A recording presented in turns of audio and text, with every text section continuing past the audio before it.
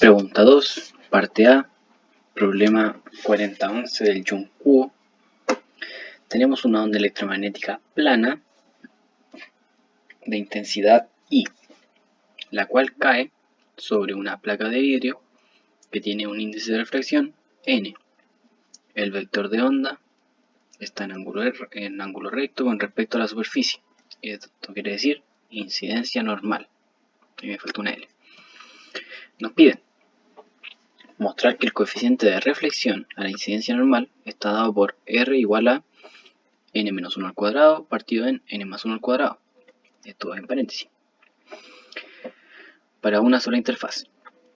Y B, despreciamos los efectos de interferencia y calculamos la presión de radiación que actúa sobre el plano en términos de I y N. Bueno, primero aquí ejemplifiquemos un poco lo que ocurre con la incidencia normal. Tenemos dos medios, un mu1 y un epsilon1 y un mu2 y epsilon2. La onda incidente, que está de acá, viene con una dirección en 90 grados con respecto al plano. Por regla de la mano derecha tenemos el campo eléctrico y el magnético. La normal a la superficie, y esta sería como la superficie, que en este caso es como la interfaz. Aquí tenemos la onda reflejada y esta es la onda transmitida o refractada. Bueno, notamos en este diagrama que estos son los campos de incidencia, como bien le expliqué, estos de acá. Estos son los campos reflejados y estos son los transmitidos o refractados. Notamos que para efectos de este problema, el mu1 y ep1 son los correspondientes al vacío, es decir, mu0 y epsilon0. Y mu2 y e2 corresponden a las características del vidrio.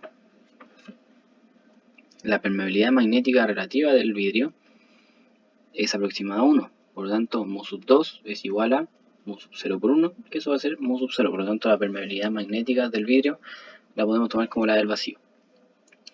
Y ahora sí, llegando al problema. Tenemos el vacío y el vidrio. Tenemos la onda incidente, la onda reflejada y la onda refractada. En la dirección de Z tenemos la normal y tenemos el eje X. Para incidencia normal tenemos esta relación de los tetas. Y podemos representar las ondas como la onda incidente igual a E sub 0, que es la amplitud, por la exponencial de J factor de Kx menos Wt. K es el número de onda en este caso.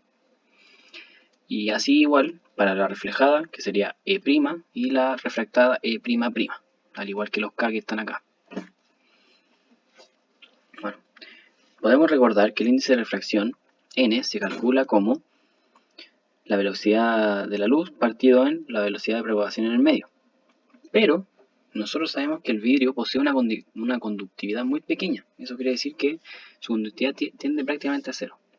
Por lo tanto, su tangente de pérdidas va a ser también muy pequeña. Y vamos a usar aproximaciones de un buen dieléctrico.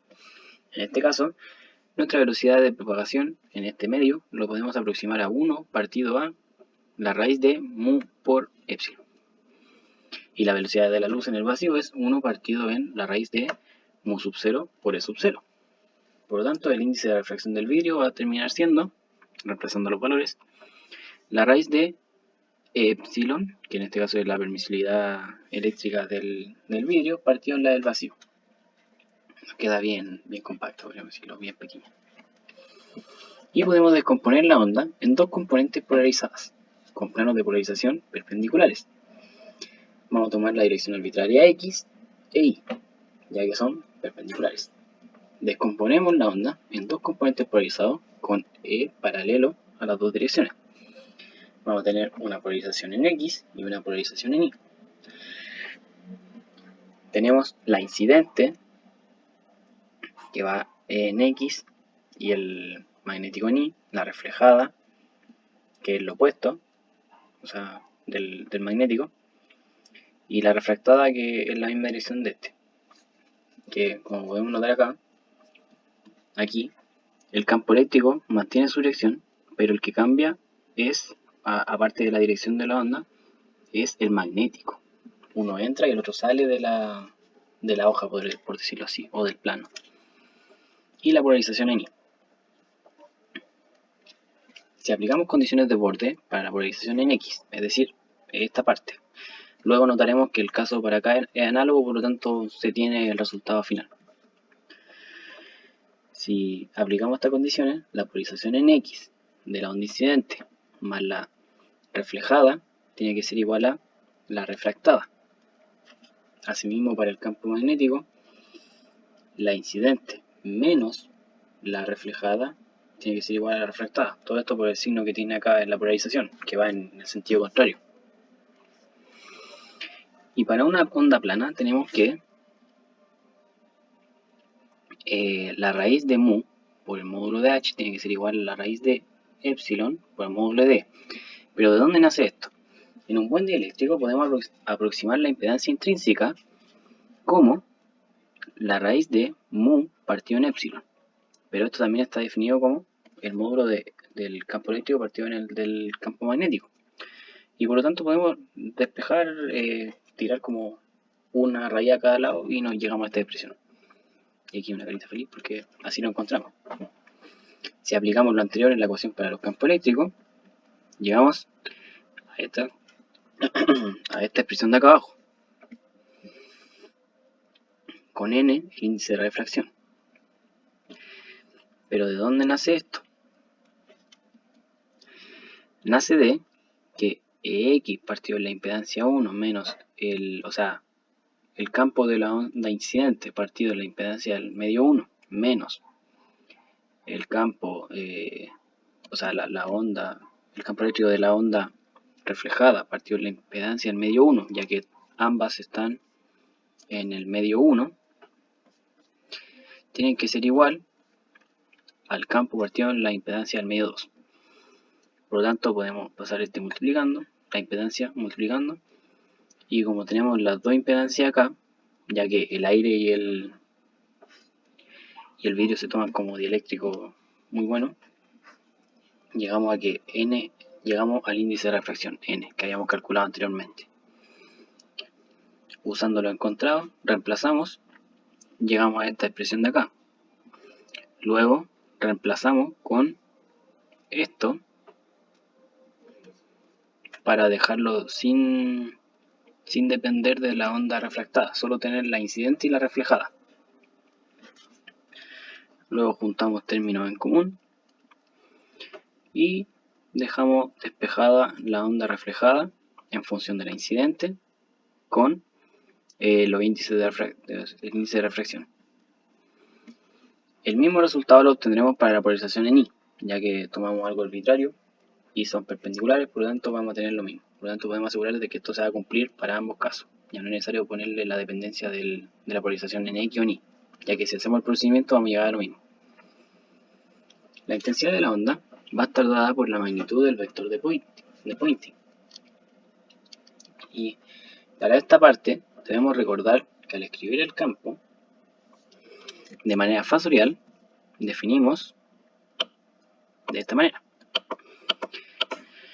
Pero la parte real de un número complejo la podemos escribir como la parte real de A más JB, que es un complejo muy general, la suma del complejo más su conjugado, que en este caso sería 1/2 de 2A y es A. Por lo tanto, eso mismo vamos a usar para el campo eléctrico y el campo magnético. 1/2 de la suma del campo con su conjugado, el campo en su forma fasorial, multiplicado con la exponencial de JWT. Y luego calculamos el vector de Poynting. Estos van a desaparecer al promediar sobre un promedio y va a sobrevivir el promedio, que es la intensidad. En este caso es 1/2 de la parte real del módulo del campo eléctrico plus el conjugado de H, que en este caso sería 1/2 por la raíz de epsilon partido en mu por e sub 0 al cuadrado, que sería la amplitud inicial. Ya que el campo magnético queda definido por el módulo de partido por la impedancia. De aquí sale esto. Y el coeficiente de reflexión queda dado por esta expresión entonces, con la cual llegamos a lo pedido, a lo que nos pedían demostrar.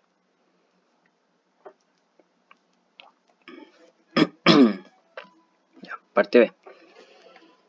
La densidad de impulso promedio de la onda va a estar dada por G igual a el promedio del vector de Poynting, en este caso la intensidad, partido en B al cuadrado. Por lo tanto, el impulso promedio que afecta normalmente en una unidad de área por unidad de tiempo es GV. La presión de radiación ejercida sobre la placa de vidrio es GC menos G'(C). ¿Por qué C? Porque estamos trabajando en el vacío. Recordar que el sin prima y el con un prima son respecto a la onda incidente y reflejada correspondientemente, respectivamente, que ambas están en el vacío. Y la segunda ya se trabaja con B, porque estamos en el vidrio. Podemos sacar el paréntesis, queda con una suma, luego con una resta. ¿Qué vamos a hacer ahora? Vamos a dividir, vamos a factorizar por GC. Y por la definición sabemos que G es igual a I partido en V cuadrado, o en el vacío mejor dicho, G igual a I partido en C cuadrado. Todo esto para dejarlo expresado en términos de I y N. Y vamos a llegar a esto, a que I partido en C, factor de 1 más I' partido en I menos I' partido en I por C partido en V. Si usamos lo encontrado en A, que eran estas dos expresiones de acá, si las sumamos, llegamos a esto de acá y sabemos que E sub 0' partido en sub 0 es 2 partido en 1 más N. Luego, I'' va a ser esta expresión de acá y va a ser esta expresión de acá, que al final solo cambia la amplitud de la onda. Por lo tanto, al dividir las dos, vamos a tener el N, nuestro índice de refracción, ya que usamos las aproximaciones de buen dieléctrico, y esto que es esto de acá, solo que al cuadrado. Por lo tanto, nos queda expresado de esta manera, con lo que ya tenemos esta parte de nuestra expresión. Luego, el I', sabemos que es esto, lo vamos a dividir por el I normal, y vamos a llegar a esto, que fue lo que encontramos en la primera parte. Sabemos que C partido por V es igual a N, ya que era la definición del índice de refracción. Y reemplazando estos valores que obtuvimos y trabajando un poco el álgebra con las N, llegamos a que la presión tiene una expresión de 2I partido en la velocidad de la luz, factor de 1 menos N partido en 1 más N. Aquí hicimos una suma por su diferencia, cancelamos 1 y llegamos a esta expresión más pequeña. Y ese sería el problema 2, parte A.